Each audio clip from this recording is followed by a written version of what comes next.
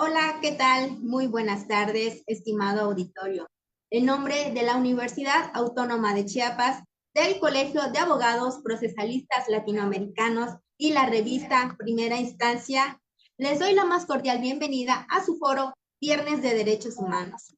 Es para nosotros un honor y un privilegio contar el día de hoy con la presencia de una destacada ponente, la maestra Anita Pérez Morales, quien nos deleitará con su exposición sobre la influencia del pensamiento feminista en la construcción del derecho a la educación de las mujeres.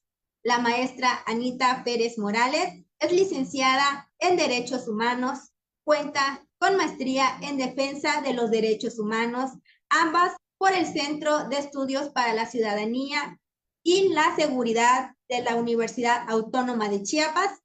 Además, es comisionada de género en el campus 11 de la Universidad Autónoma de Chiapas y además ha sido ponente tanto a nivel internacional como nacional. Los invitamos a que participen durante esta sesión formulando sus preguntas y comentarios, los cuales serán recibidos con gran interés y atención por nuestra distinguida ponente. Así que sin más preámbulos, le damos la bienvenida a la maestra Anita Pérez Morales. Muchas gracias por acompañarnos el día de hoy, estimada maestra. Puede iniciar con su disertación. Buenos días a todos y todas las personas que nos escuchan. Muchas gracias, Ney, por la presentación tan bonita y tan efusiva en esta mañana. Gracias al doctor Alfonso Jaime, mi mentor académico, por la invitación para estar con ustedes el día de hoy y poder hablar de un tema que quizás pareciera trillado, pero es trascendental y es muy importante porque al hablar del derecho al acceso a la educación de las mujeres, no nos referimos nada más a un tema que se trate como algo de justicia social, sino como un derecho fundamental que está relacionado con otros derechos como suele ser la mayoría de los derechos humanos y que impacta de manera tanto individual como colectiva en la vida de las mujeres. Por eso es muy importante abordar este tema y también conocer la historia que nos ha permitido a las mujeres tener acceso a la educación y poder ejercer diferentes derechos humanos que hoy contamos y que pues están estrechamente relacionados con este derecho, como lo mencioné anteriormente. Para apoyarme el día de hoy en la presentación de este tema, voy a compartir una presentación y espero que puedan ir siguiéndome y podemos facilitar la comprensión del tema el día de hoy.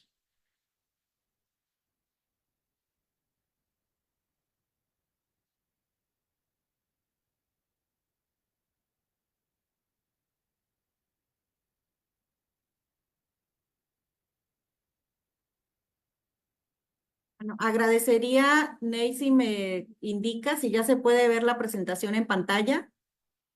Sí, estimada maestra, se ve muy Muchas bien. Adelante. gracias. Gracias. Bueno, como la maestra Ney comentó hace rato, soy comisionada de género en la Universidad Autónoma de Chiapas desde hace más de 3 años, ya casi 4 años. Entonces, esta experiencia me ha servido para comprender la importancia y de la educación para las mujeres, para las estudiantes que se encuentran con nosotros, no solamente el acceso, sino también la importancia de brindar espacios seguros para que ellas no solamente puedan acceder, sino también permanecer y concluir con sus estudios. Estoy adscrita a la Defensoría de los Derechos Humanos y Universitarios y creo que como comisiones hemos hecho 29 comisiones ya que estamos en diferentes unidades académicas. Hemos hecho un gran trabajo para abonar, poner nuestro granito de arena para que las estudiantes pues se sientan más seguras, más tranquilas y puedan ejercer este derecho a la educación con toda tranquilidad. Bueno, la importancia de el derecho a la educación de las mujeres. Es importante mencionar, como lo dije al principio, que es un derecho fundamental que impacta en varias dimensiones de la vida, tanto individual y colectiva, y que es un derecho reconocido en instrumentos internacionales de derechos humanos que más adelante vamos vamos a ver. Y bueno, dentro de la sinergia que hace el pensamiento feminista en el marco de los derechos humanos en relación al derecho a la educación, es importante mencionar que este derecho no solo implica la posibilidad de acceder a la escuela, sino también tener la calidad educativa y la igualdad de oportunidades dentro del sistema educativo. En esta presentación vamos a abordar cómo el pensamiento feminista ha influido en la construcción de los derechos de las mujeres al acceso a la educación, destacando la interacción entre el feminismo y derechos humanos al acceso a la educación y cómo ambas corrientes han trabajado juntas para desafiar las barreras que históricamente han limitado a las mujeres a acceder a este derecho. Un concepto central en la lucha feminista es la autonomía de las mujeres, que se refiere a la capacidad de las mujeres para tomar decisiones libres y conscientes sobre su vida, sobre su salud, sobre su sexualidad, sobre su futuro. Por eso es que la educación es una herramienta poderosa para lograr la autonomía, porque empodera a las mujeres al proporcionarle los conocimientos y las habilidades necesarias para actuar en todos los ámbitos de la vida. Además de que la educación brinda a las mujeres las herramientas necesarias para luchar contra la violencia de género, contra el acoso sexual y contra diferentes formas de discriminación, ya que nos permiten conocer las leyes y la forma en que nos protegen contra estos delitos. Como contexto histórico de cómo era antes de que el pensamiento feminista empezara a trabajar o abordarse el tema del derecho a la educación de las mujeres, podemos mencionar que en las sociedades antiguas y medievales, las mujeres eran generalmente excluidas de la educación formal y que en muchas culturas se esperaba que las mujeres se dedicaran únicamente a la familia, al cuidado del hogar, como también pasa hoy en día en algunos lugares, en algunas regiones. Y bueno, la educación era limitada a habilidades domésticas y religiosas. En la antigua Grecia, por ejemplo, las mujeres no recibían la misma educación que los hombres, y en Roma la educación femenina era vista como secundaria. En la Edad Media, las mujeres de la nobleza o de las clases altas podían tener acceso a la educación en conventos o en monasterios, pero este acceso estaba muy restringido. En el Renacimiento, que abarca los siglos XV y XVI, se marcó una transformación en las ideas sobre el conocimiento y la educación. Sin embargo, la educación de las mujeres seguía siendo limitada. Fue a finales del siglo XVIII, con el auge de la Ilustración, que comenzaron a gestarse movimientos por la igualdad de derechos, incluyendo el derecho a la educación para las mujeres. La Ilustración promovió la idea de que todas las personas, sin importar su sexo, deberían de tener derecho a la educación.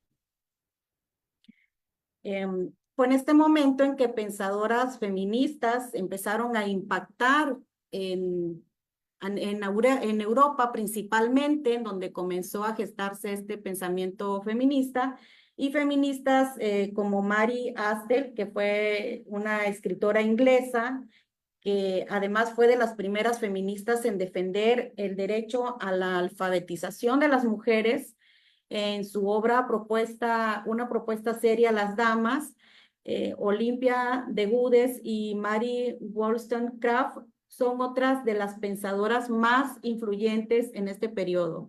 En 1792, Wollstonecraft publicó su obra más influyente, La Vindicación de los Derechos de la Mujer, en donde argumentaba que las mujeres debían tener el mismo acceso a la educación que los hombres, basándose en la idea de que la razón no tiene género. A pesar de que esta visión no fue ampliamente adoptada en esa época, sus escritos sirvieron de base para los movimientos feministas del siglo XIX. Sin embargo, en la práctica, la educación seguía predominantemente favoreciendo a los hombres, y la mayoría de las mujeres seguían sin acceso a una educación formal más allá de la educación básica. En Francia, durante la Revolución Francesa en 1789, y los ideales de esta revolución de igualdad no incluyeron explícitamente la educación de las mujeres, pero las demandas de las mujeres como Olimpia de Gouges, que fue una activista y feminista, escritora francesa, fue una de las voces más destacadas de esa época, y en su obra Declaración de los Derechos de la Mujer y de la Ciudadanía, criticaba la exclusión de las mujeres de los derechos fundamentales durante la revolución, incluidos los derechos a la educación y la participación política. En la posguerra, y ya con la segunda ola feminista en ascenso, el pensamiento feminista se expandió hacia una crítica más profunda de las estructuras sociales, incluida la educación. Con la llegada del siglo XX, las corrientes feministas se diversificaron y la educación de las mujeres se convirtió en una prioridad dentro de las luchas por los derechos humanos. Es entonces donde pensadoras y activistas como Simone de Beauvoir, Betty Friedan y Paulo Freire comenzaron a repensar la educación desde una perspectiva más inclusiva, interseccional y crítica. Por su parte, Simone de Beauvoir fue una de las figuras más influyentes en esta época, y en su obra El Segundo Sexo, que fue lanzada en 1949, hizo un análisis exhaustivo sobre cómo las mujeres han sido históricamente consideradas el otro y han sido relegadas al rol de cuidadoras debido a su socialización y a su educación limitadas. En su obra influyó en la evolución del pensamiento feminista contemporáneo, que más adelante comenzaría a centrar atención en los aspectos estructurales de la educación y en la necesidad de una educación que desafiara los roles tradicionales de género. La propuesta de Beauvoir influyó en la manera en que las feministas comenzaron a pensar en la educación, no solo como un proceso de transición de conocimientos, sino como un medio para liberar a las mujeres de las estructuras sociales opresivas. La educación, de acuerdo a Beauvoir, debía de ser un espacio donde las mujeres pudieran reconocer su humanidad y desarrollar su identidad individual sin las limitaciones que el patriarcado les imponía. En cuanto a México, Hermila Galindo, que también fue una activista y feminista muy destacada en los orígenes del feminismo mexicano, sobre todo en la Revolución Mexicana, y a lo largo de su vida abogó por los derechos de las mujeres, a la educación, a la participación política y a la igualdad de género, además de que fue fundadora de la revista La Mujer Moderna, donde difundía sus ideas feministas y en donde se abordaba el derecho de las mujeres a la educación superior desde una perspectiva feminista y progresista, defendiendo la igualdad de oportunidades para las mujeres en todos los ámbitos de su vida, sobre todo en el educativo. Como producto de estas exigencias por derechos de las mujeres, entre los cuales se encontraba el derecho a la educación, por lo menos en México, las primeras reformas a favor de la educación femenina ocurrieron a partir de la Ley de Instrucción Pública en 1867, bajo el gobierno de Benito Juárez, y permitió la educación, el acceso de las mujeres a la educación primaria y estableció escuelas públicas para niñas. Sin embargo, la educación secundaria y superior de las mujeres seguía siendo limitada. Para principios del siglo XX, las mujeres comenzaron a acceder con mayor frecuencia a la educación secundaria y superior. Y bueno, en México en 1910 se estableció la Escuela Nacional de Maestras, luego se llamó la Escuela Normal, permitiendo que las mujeres pudieran formarse para enseñar en escuelas primarias. Bien, a medida de que el feminismo se globalizaba, se expandía y las demandas de las mujeres por el acceso a la educación fueron adoptadas como uno de los pilares fundamentales que avanzarían hacia la construcción de la igualdad de género a nivel legislativo y gubernamental. El feminismo influyó en la creación de políticas públicas que favorecían el acceso a las mujeres a la educación. A través de la presión social y de campañas de incidencia política, las feministas han conseguido que se reconozca este derecho como un derecho fundamental, impulsando reformas educativas en diferentes países que incluyen la creación de leyes que garantizan la educación gratuita para todas las niñas y mujeres, así como programas específicos de apoyo a mujeres adultas para que puedan acceder a la educación en sus diversas etapas de la vida. Y bien, estos movimientos feministas trabajan de manera incansable para que la educación de las mujeres sea reconocida como un derecho universal y como avances de las políticas globales que se puede presentar y apreciar en la presentación que está a continuación en sus pantallas. Podemos mencionar a la Convención Nacional de la Mujer en Seneca Falls en 1848, en 1948 en los Estados Unidos, que fue uno de los primeros eventos en los que se vinculó explícitamente el derecho de la educación con la igualdad de derechos y con la autonomía de las mujeres. Este evento o esta convención sentó bases para que décadas más tarde las mujeres pudieran acceder a las universidades y a otras formas de educación profesional. La Declaración Universal de los Derechos Humanos, que fue proclamada en 1948 y adoptada por la Asamblea General de las Naciones Unidas, es también uno de los documentos más importantes, ya que consolidó la educación como un derecho humano para todas las personas, independientemente de su raza, de su sexo o de su religión. La declaración establece en el artículo 26 que toda persona tiene derecho a la educación y que la educación debe ser orientada al pleno desarrollo de la personalidad humana y al fortalecimiento del respeto por los derechos humanos. En la década de 1970, los movimientos feministas comenzaron a hacer hincapié en que la educación de las mujeres no solamente eran un derecho en sí mismo, sino también eran una herramienta para alcanzar la igualdad de género y el desarrollo social y económico. Y en la Convención sobre la Eliminación de todas las formas de discriminación contra la mujer, la CEDAW, adoptada por la Asamblea General de Naciones Unidas en 1979, se tuvo un avance crucial para reconocer la educación como un derecho fundamental de las mujeres y de las niñas.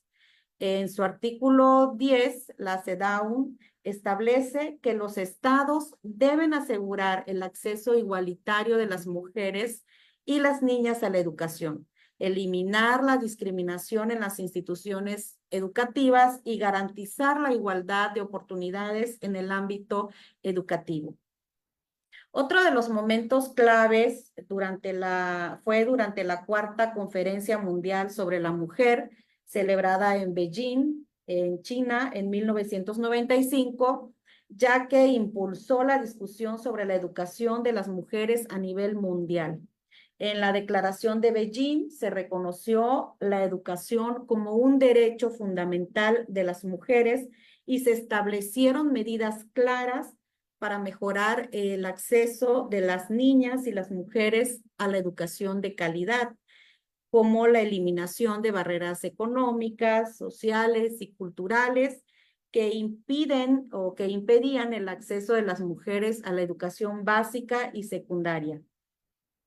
Se hizo un llamado a la igualdad de acceso y a la educación libre de violencia y de discriminación.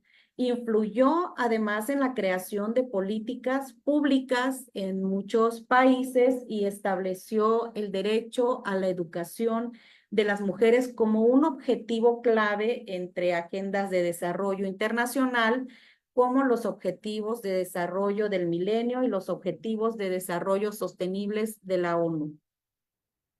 En el 2015, los países miembros de la ONU adoptaron la Agenda 2030 para el desarrollo sostenible, que incluye como objetivo de desarrollo sostenible número 4 la promesa de asegurar una educación inclusiva, equitativa y de calidad, y promover oportunidades de aprendizaje durante toda la vida para todos, con énfasis en la igualdad de género. Este objetivo busca garantizar que las niñas y los niños tengan acceso a la educación primaria y secundaria gratuita.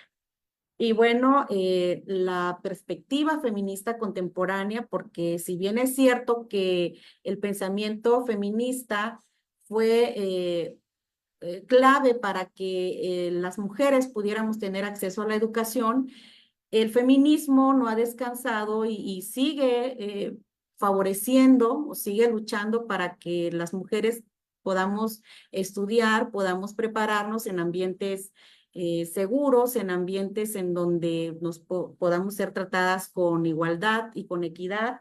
Y es importante señalar también que hay retos pendientes en materia educativa para las mujeres y cómo el pensamiento feminista actual continúa siendo una fuerza transformadora para influir en estos retos.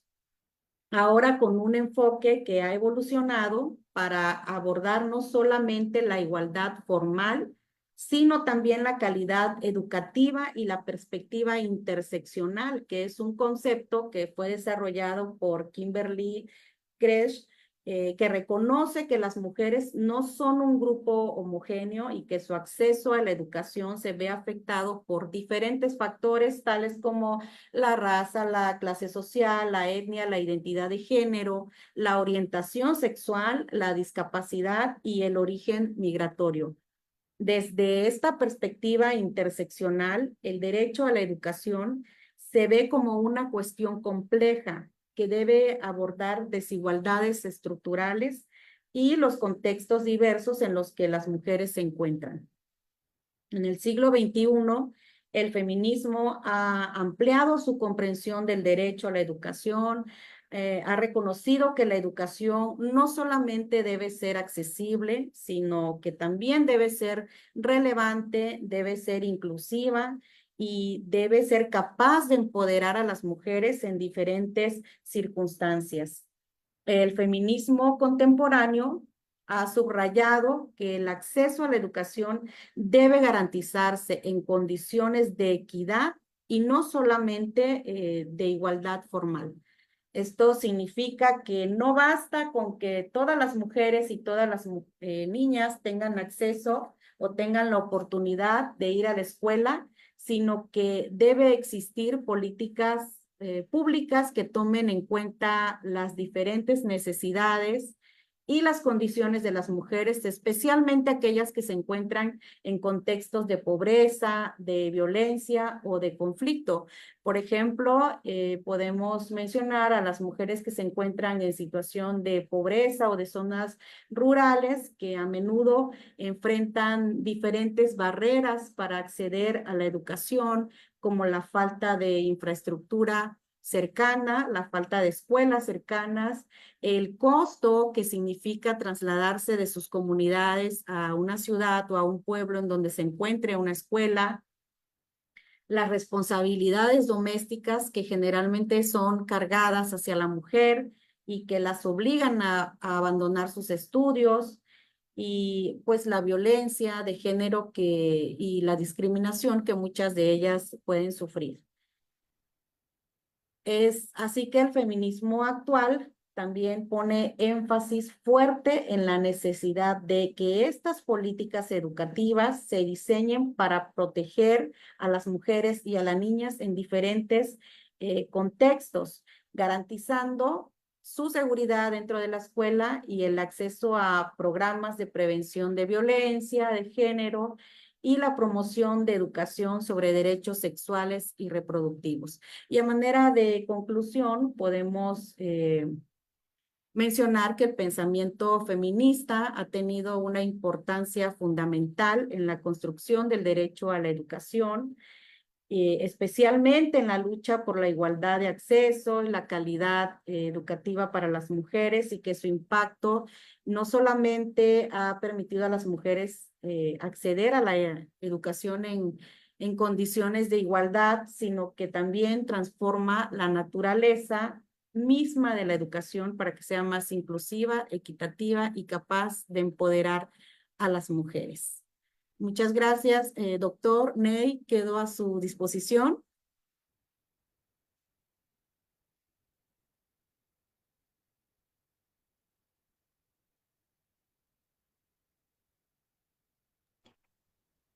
No se escucha, doctor. Muy interesante la exposición, muy completa. Te felicito porque realmente has tocado temas muy sensibles y hay una cuestión que a mí siempre me ha llamado la atención en esto de la participación de las mujeres. ¿Qué diferencia hay desde tu punto de vista entre el feminismo y la perspectiva de género? ¿Es lo mismo? Bueno, yo creo que el feminismo es base el pensamiento feminista, el movimiento feminista como este movimiento social, político, cultural que busca lograr cambios en las políticas públicas para que las mujeres podamos tener acceso a diferentes derechos. A partir de ahí se crea la perspectiva feminista, que es la que se espera que permeen diferentes aspectos de la vida de las mujeres, tanto el educativo como en el acceso a la justicia y otros temas que son que nos corresponden a nosotros como mujeres. Muy bien. Ahora, has hablado de la evolución del pensamiento feminista y también del derecho a la educación. ¿Cómo consideras que ha evolucionado este derecho a la educación de las mujeres a lo largo de la historia? ¿Crees que ya estamos en un nivel adecuado? Por ejemplo, ayer yo estuve en la Facultad de Derecho de San Cristóbal y tuvimos una reunión, no le quiero llamar de una conferencia, pero el 90% o más de las asistentes eran mujeres. Desde esa perspectiva, ¿cómo ves que ha evolucionado este pensamiento feminista en relación con el derecho a la salud, el derecho a la educación, perdón? Ha evolucionado. No estamos todavía al 100% en donde quisiéramos estar, y es bien importante. Aquí hago de nuevo mención a la perspectiva feminista, porque ahora la educación, por lo menos yo les quiero platicar un poco de la experiencia que tenemos en la Universidad Autónoma de Chiapas, que si bien no es todo perfecto como quisiéramos, pero se han logrado bastantes avances, y como parte de la perspectiva feminista, que es atravesar los diferentes temas que involucran a las mujeres, sí, como es el de la educación. Bueno, ahora se busca que tengamos una educación, o que este proceso de enseñanza educativo se presente en mayores condiciones de igualdad, de no discriminación, de cero acoso y hostigamiento sexual dentro de la escuela, pero también incluir a las contribuciones científicas de las mujeres dentro de la currícula, o no sé, se me fue la palabra que se utiliza para que los docentes enseñen o hagan su función dentro de la escuela. pero sin duda alguna creo que el pensamiento feminista ha sido clave para que nosotras, de entrada, el que yo esté aquí hoy platicando con usted, con ustedes, que Neidalí también tenga esta oportunidad y que muchas estudiantes tengamos esta oportunidad de poder estudiar, prepararnos, terminar una profesión, más adelante trabajar, porque pues este es un derecho que está vinculado con otros derechos, se lo debemos en gran medida a las mujeres que pensaron y dijeron, a ver, aquí algo está mal, ¿por qué nada más los hombres pueden estudiar? Nosotras también tenemos la capacidad intelectual, la inteligencia no es únicamente un don masculino y también nosotras podemos ejercer, no sé, aportar a la sociedad a través de nuestro conocimiento, a través de la inteligencia que también las mujeres tenemos. Entonces, creo que se ha avanzado mucho. Hay cosas que hacer, por ejemplo, un tema muy importante también es el tema del acceso a las mujeres ahora a las carreras que tradicionalmente son consideradas para hombres únicamente, que me parece que tiene el término de STEM, que es un tema que vamos a abordar más adelante, si usted lo permite, porque hay carreras que tienen que ver con las ciencias exactas o con ingenierías o con diferentes profesiones que al momento las mujeres hemos entrado de a poquito, pero que todavía hay algunas barreras para poder ejercerlas.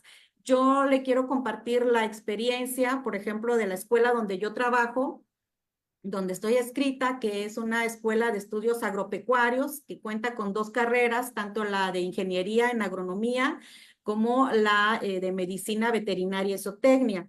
Entonces, yo llego a la escuela hace 3 años y 8 meses aproximadamente y la matrícula de las mujeres, de las estudiantes mujeres en ese tiempo, era bastante baja comparada con la matrícula de los hombres, porque pues son carreras que, por ejemplo, la medicina veterinaria, que pues y es verdad que a veces se requiere de la fuerza física para hacer algunas de las maniobras como atar algunos animales o que se requiere como que se necesita tener mucha, yo le llamo, pues tener la cabeza fría, ¿no? Porque al final de cuentas se está trabajando con seres vivos y pues las mujeres estamos en esta, encasilladas como ser más emocionales, más chillonas, las que no aguantamos nada, las que nos dan náuseas ver a una cirugía, sangre y este tipo de cosas.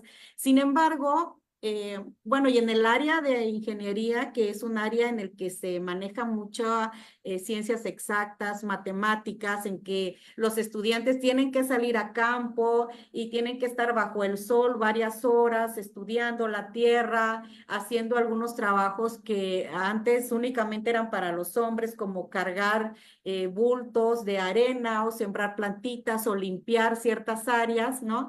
Entonces, la presencia femenina era menor en comparación a la que tenemos ahora. Y puedo decir que ahora yo creo que estamos en 50 y 50 de las mujeres, de la matrícula de mujeres y de hombres en estas carreras, que tradicionalmente eran carreras destinadas únicamente a los hombres.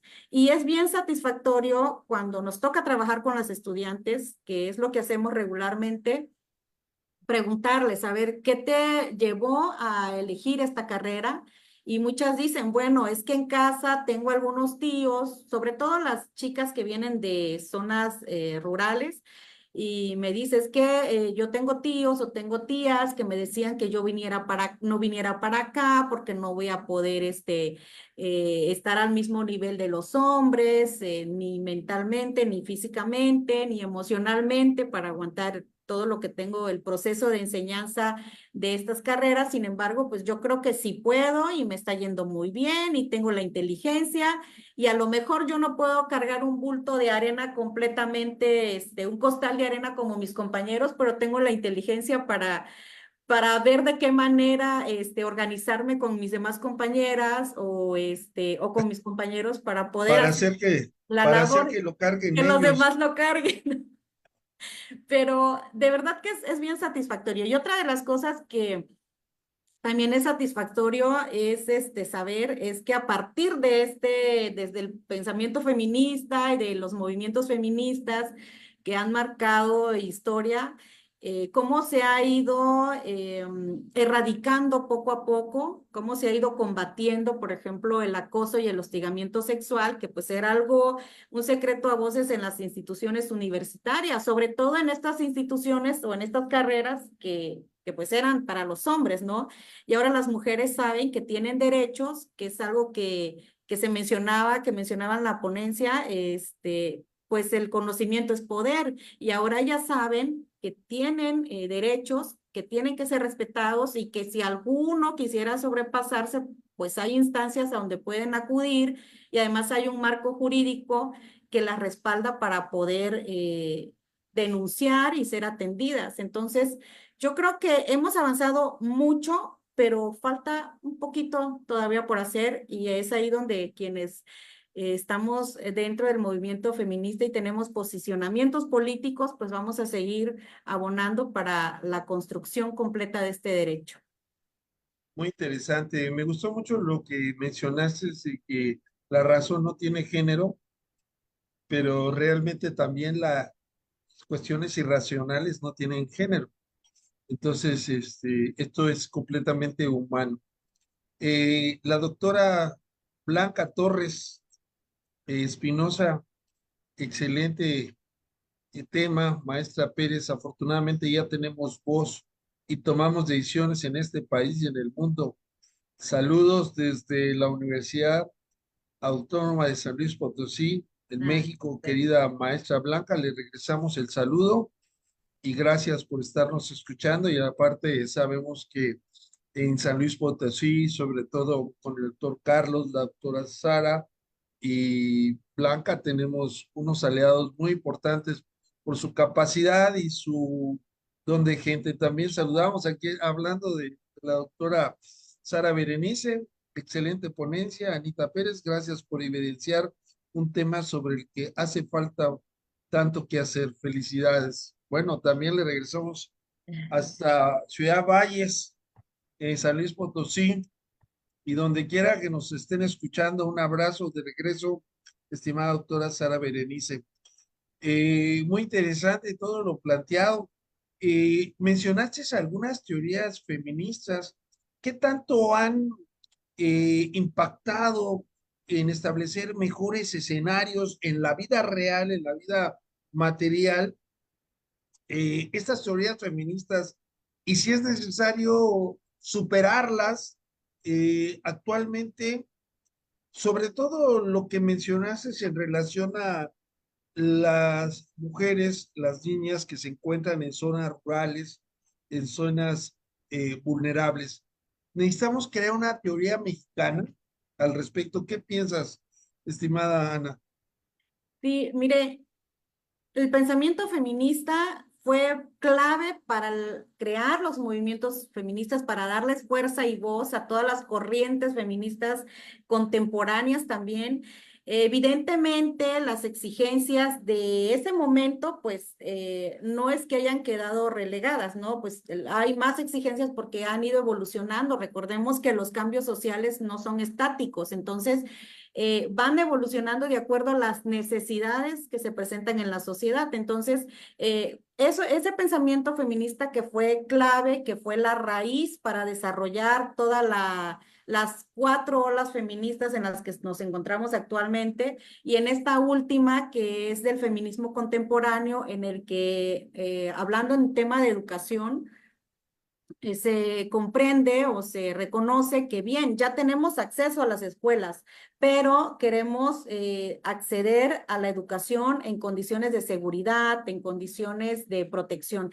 Hay movimientos feministas muy importantes. Además, quiero mencionar, es que tengo muchas ideas y me gustaría hablar de todas, pero luego me hago bolas. Entonces, por ejemplo, dentro del feminismo, las luchas feministas actuales, que ya apoyadas de las redes sociales, que es algo que no se tenía en ese tiempo y donde se ha construido también estas redes de apoyo, de solidaridad entre mujeres, y se han creado movimientos como el movimiento Yo Te Creo, Yo Sí Te Creo, que es un movimiento en el que si no estoy mal, fue en el 2019 que se surgió este movimiento, y que incentivaba a las estudiantes, sobre todo a las estudiantes de educación superior, a denunciar a sus acosadores, a denunciar a quienes las hostigaban sexualmente dentro de las escuelas, a los abusos de los que eran parte. Y entonces, hoy tenemos feministas mexicanas muy buenas como Marcela Lagarde, quienes son referentes y quienes han creado además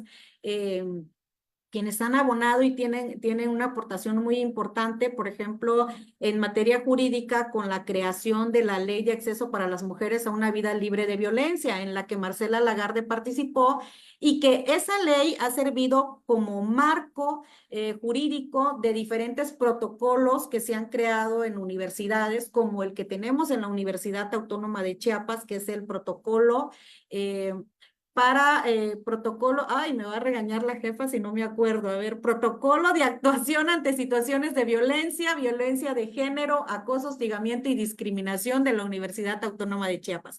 Entonces, han sido aportaciones muy importantes de feministas mexicanas contemporáneas como Marcela Lagarde, como Marta Lamas, que han influido y que siguen influyendo con sus pensamientos y que siguen haciendo críticas muy relevantes sobre el acceso y la permanencia de las mujeres en las instituciones educativas en todos los niveles. Entonces, ha evolucionado, sin duda ha evolucionado porque la sociedad está evolucionando, porque estamos en constante cambio, porque las formas de comunicarse ahora son diferentes, porque ahora tenemos redes de apoyo a través de la tecnología, nos permite estar comunicados en diferentes partes en tiempo real y saber qué es lo que están viviendo nuestras compañeras en otras partes. Por mencionar un ejemplo, nosotras tenemos reuniones con regularidad en donde nos ponemos, estamos capacitándonos constantemente para atender diferentes temas y podemos abordar las situaciones que se dan en diferentes unidades académicas y ver en conjunto, pues, cuál sería la mejor forma de atenderlos. Yo tengo dos preguntas, pero te las voy a hacer de una vez porque luego se me olvida. ¿Qué Okay. tanto ha aportado la Convención Belén do Pará en esto? Y fíjate que tuvimos una charla con una profesora también de Querétaro y dijo, voy a decir algo que no lo quiero decir, pero lo tengo que decir, porque también puede ser que despierte ciertas situaciones. Y dice, a mí me cae muy mal que personas transgénero entren al baño de mujeres. ¿Por qué tanto que hemos luchado las mujeres por tener nuestros propios espacios? ¿Por qué vienen y se aprovechan personas que no son mujeres? Es un tema muy sensible. Primero la deberé para Anita, por favor. Doctor, si me sigue haciendo preguntas como la segunda, ya no voy a aceptar su invitación. Bueno, mire, pero ahorita voy a responderle desde mi punto de vista. La Convención Belén do Pará, que está más enfocada a la prevención de la violencia en contra de las mujeres, pues ha sido un marco normativo base también para la creación de leyes a nivel nacional, como la que mencioné hace rato, como la Ley General de Acceso a las Mujeres a una Vida Libre de Violencia, como la Ley de Protección de Niñas, Niños y Adolescentes también, ¿no? Entonces, es un documento muy importante, igual que la CEDAW, para que se trata de temas para evitar la discriminación de las mujeres en todos los sentidos. En cuanto a la segunda pregunta, es verdad, es un tema bastante sensible y es un tema que se toca con pincitas muchas veces porque puede generar debates muy fuertes. Se han atendido situaciones dentro de la universidad porque contamos,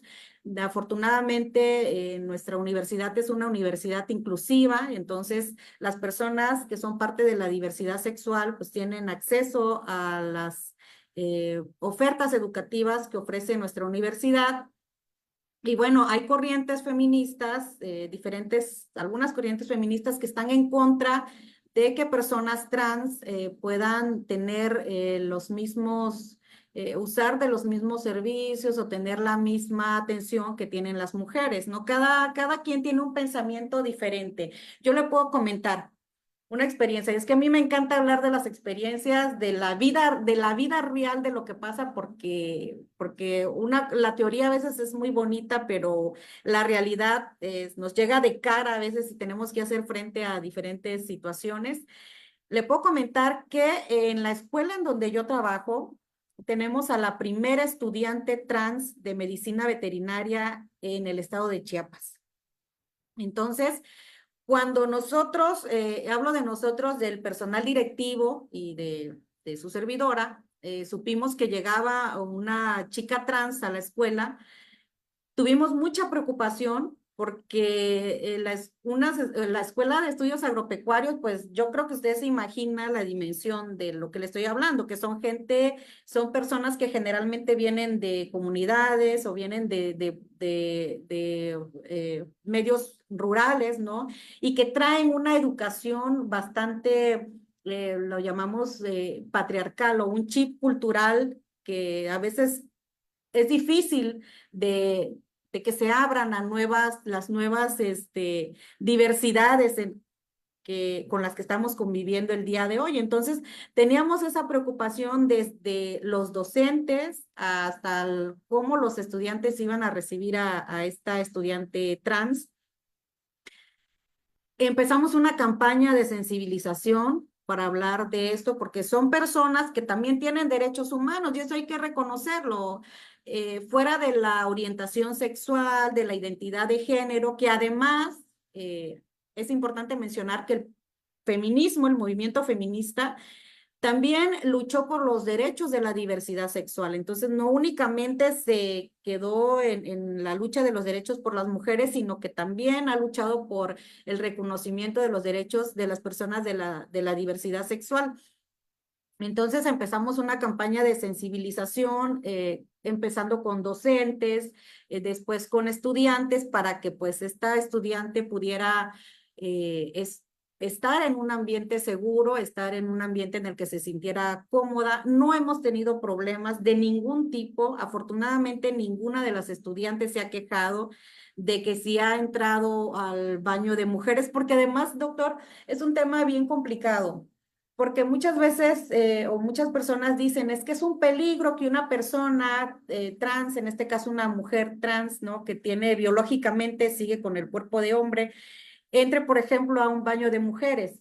Pero también es muy peligroso que una mujer trans, entre al baño de los hombres, porque así como pudiera considerarse como victimaria para algunas personas, también puede ser víctima para otras, ¿no? Y han surgido casos muy lamentables. Entonces, tendría que hacerse que un baño para las personas de la diversidad sexual, o qué es lo que se tendría que hacer en este caso para no incomodar a ciertas personas con diferentes pensamientos. Sin embargo, le cuento, es muy satisfactorio para nosotros cuando platicamos con ella y nos dice, este es el lugar, o sea, la escuela, en donde yo me siento más segura. Este es mi espacio seguro. Aquí nadie me juzga, nadie me critica, me han recibido muy bien, puedo sentirme parte de la comunidad universitaria sin que me estén estigmatizando por mi orientación de género, por mi orientación sexual. Entonces, yo creo que haría falta para quienes están muy cerrados todavía en ese tema, haría falta, no sé, es que no quiero decir que hace falta mayor sensibilización porque respeto las ideas y opiniones de todas las personas, pero le cuento esta experiencia para que pues quienes nos escuchen sepan que no siempre o que no es un peligro latente tener a personas de la comunidad trans. Ahora, yo creo que hay casos también muy sensibles, como por ejemplo la incursión de las personas trans en el deporte y cuando les toca competir con mujeres, por ejemplo, ¿no? Que es un tema ya que se tiene que repensar porque pues biológicamente no somos iguales, porque en la fuerza física que tiene un hombre, una mujer trans, por ejemplo, no la tiene una mujer hetero, ¿no? Entonces, una mujer cisgénero, que es el término correcto. Entonces, pero son situaciones que se tienen que ir atendiendo y que, pues, al final de cuentas, las autoridades son las que van a determinar qué procede en ese tipo de cosas. Doctor. Sí, es que eso es cultural. Fíjate Sí. que comento que yo fui a la Facultad de Derecho de la UNAM, a la Ciudad de Ujú. México, y pues uno también, acá en Chiapas, pues tiene sus propias ideas, sus propias formas. De hecho, hay que respetar cualquier manifestación respetuosa, ¿verdad? Que también debe ser de ida y vuelta. Y en ese sentido me llamó mucho la atención que los baños podrán entrar todos en un mismo baño. Tenía imágenes ahí de mujeres, hombres, viejitos, etcétera, de todos, trans, todo. Es Ajá. decir, lo único que los apartaba pues, era el cuartito individual. Ya. Pero son temas que ya están tocándose y ya son una realidad, que eso es lo interesante, que eso es lo interesante, que ya hay cierta, vamos a llamarle tolerancia o empatía o comprensión, pero ya está. Y pues es una pregunta también obligada, ¿verdad? Por ejemplo, hoy tenemos, y con eso también quisiera una conclusión, estimada maestra Anita, hoy tenemos a una presidenta en el Ejecutivo. También tenemos una presidenta en el Poder Judicial Federal. Entonces, esto significa un avance en los cargos públicos. ¿Hay posibilidades reales de participación política para la mujer? ¿O cuál es la barrera, si es que la hay, o barreras que hay que todavía vencerse? Adelante, por favor. Bueno, por ahí dice un spot, es tiempo de mujeres. Y sí, tenemos mujeres en posiciones de toma de poder. También les quiero presumir o les quiero comentar que me siento muy orgullosa porque tenemos dentro de la Universidad Autónoma de Chiapas a la primer mujer directora de una escuela de ciencias agropecuarias que está en Huehuetán, ¿sí? Entonces, me parece que es la primera vez en que designan a una mujer como directora de una escuela de esta naturaleza, ¿no? Que hablábamos anteriormente que son carreras que históricamente eran para hombres. Es muy difícil a veces lidiar con esto. También tenemos a secretarias académicas, ya coordinadoras de carrera. Vamos a ir hablando desde abajo hasta arriba. Es bien difícil a veces por el tema cultural que usted decía, porque muchas veces los hombres dicen, ¿cómo me va a venir a mandar a mí una mujer? Sí, o porque todavía está esta idea de que, bueno, si llegó una mujer a un puesto de toma de decisiones, un puesto de poder, sea en Dice, ¿cómo va a venirme a mandar una mujer? Ya en mi casa tengo bastante. además, sí, pero además se enfrentan muchas barreras culturales y decir, ah, bueno, es que si llegó a ese puesto, pues es porque algo anda haciendo, ¿no? Algo anda ofreciendo o qué tuvo que hacer para llegar a ese puesto o no tiene capacidad para estar a ese puesto. Y las mujeres que se encuentran en posiciones de toma en puestos de toma de decisiones se enfrentan una mayor resistencia a comparación de los hombres, a la aceptación que tienen los hombres, ¿no? Hoy tenemos una presidenta mujer, la primera presidenta mujer, han pasado 200 años para que nosotros pudiéramos tener a la presidenta actual y pues yo tengo expectativas altas respecto a esto, no solamente porque sea mujer, sino porque me parece una mujer muy capacitada, muy inteligente y además porque también, pues las mujeres tenemos el don de la organización, o sea, tenemos que atender varias cosas al mismo tiempo y entonces confío en que ella va a hacer un gran papel. Y siempre hay barreras, siempre hay desde las barreras estructurales, la barrera que se conoce con el concepto de techo de cristal, ¿no? Que muchas veces hay mujeres que llegan a posiciones de poder eh, en el aspecto político, por ejemplo, de toma de decisiones, pero que aparentemente están hasta acá arriba, pero que hay un techo de cristal que les impide realmente ejercer esos cargos o esos puestos públicos y al final son hombres quienes están tomando las decisiones que ellas deberían de tomar y que a veces únicamente se logra o se hacen estas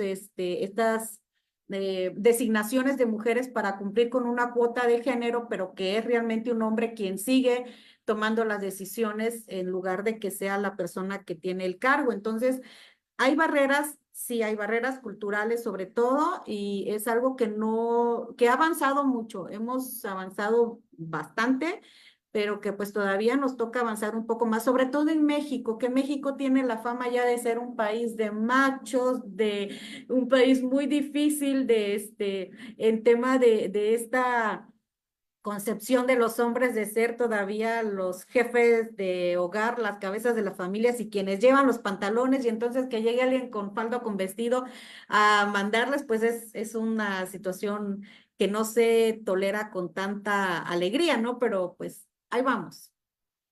Fíjate que yo no comparto mucho la idea de cuota de género porque considero que si tenemos a mujeres capaces, no tenemos que limitar la participación.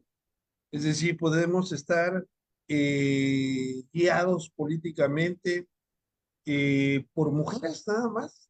No tenemos que establecer un número porque, como tú lo dijiste hace rato, a mí me gusta la realidad y se puede partir de una realidad donde tengamos mujeres capaces, éticamente probables y sobre todo comprometidas con el desarrollo humano. Bueno, hemos llegado al fin, Anita Pérez Gracias, doctor. Morales. Queremos entregarte eh, un, de manera virtual a donde te encuentres un Estamos reconocimiento. muy lejos. Estamos muy lejos, pero muy cerca. Siempre ha sido así. Vamos Ajá. a esperar que se cargue. Bueno, el Colegio de Abogados Procesalistas Latinoamericanos, la Universidad Autónoma de Chiapas Ah, y el CONACYT otorgan este certificado a la maestra Anita Pérez Morales por su destacada participación en el foro Viernes de Derechos Humanos en la 15ª temporada. Quiero presumirte que ya llevamos, el próximo año será el 5.º año que hemos estado con Viernes de Derechos Humanos. y los Así que que faltan, muchas sí, felicidades. y los que faltan, pero además, qué bueno que has participado. Me siento muy orgulloso de ti Gracias. y esta conferencia magistral, influencia del pensamiento feminista en la construcción del derecho a la educación de las mujeres, ha sido una de las experiencias muy interesantes y que hablen las mujeres, que participen las mujeres y viva las mujeres. Muchas gracias, Anita.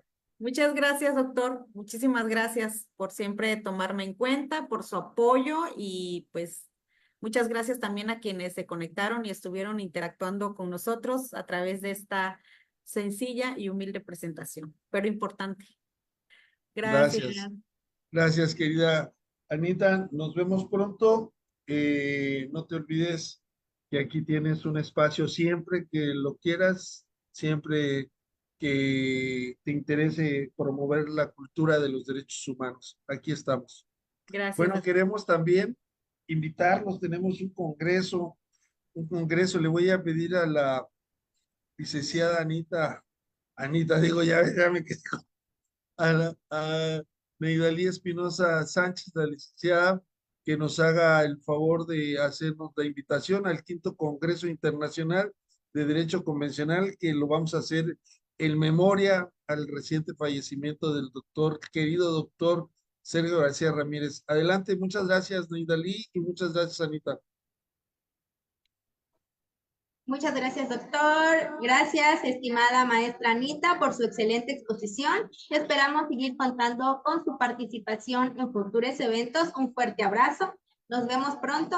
De igual manera, agradecemos a nuestro auditorio su asistencia y esperamos contar con su valiosa presencia en la estancia académica a realizarse los días 3 y 4 de diciembre, y así como ya lo comentó el doctor Alfonso, al 5º Congreso Internacional de Derecho Convencional en homenaje al doctor Sergio García Ramírez, los días 5 y 6 de diciembre, a realizarse en la Facultad de Derecho de la Universidad Autónoma de Chiapas, en la hermosa ciudad de San Cristóbal de las Casas. Así que ya lo saben, agenden esas fechas y nos vemos pronto. ¿Dónde más? Aquí en TVLex. Hasta la próxima.